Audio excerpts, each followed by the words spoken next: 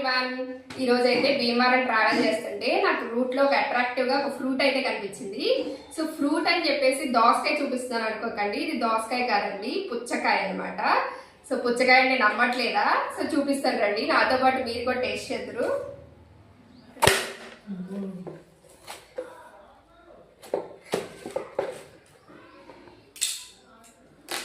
Wow, చూసారు కదా, పైకి మాత్రం దోసకాయలా ఉంది, లోపల వాటర్ మిలన్.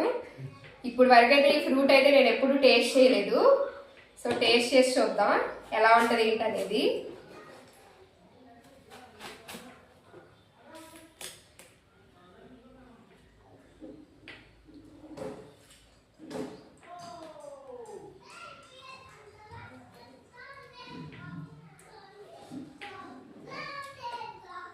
చాలా స్వీట్, చాలా బాగుంది.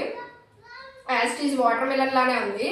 నేనైతే అక్కడ అమ్మే అబ్బాయిని అడిగితే చెప్పాడు ఈ ఫ్రూట్స్ ఎప్పటి నుంచో ఉన్నాయి కదండి అని. సో చాలా రోజుల నుంచి అయితే ఇవి అవైలబుల్గా ఉన్నాయంట. నేనైతే ఇప్పుడే ఫస్ట్ టైం టేస్ట్ చేస్తాను. సేమ్ వాటర్ మిలన్ లానే ఉంది, పైన ఆకారానికి మాత్రం దోసకాయ లాగా కనిపిస్తుంది అనమాట. చాలా బాగుంది. ఈ పుచ్చకాయలు అయితే నేను అక్కడ చాలా వెరైటీస్ చూసాను, ఇంకొక వెరైటీ కూడా ఉంది, అదేంటనేది నెక్స్ట్ వీడియోలో చూసేయండి.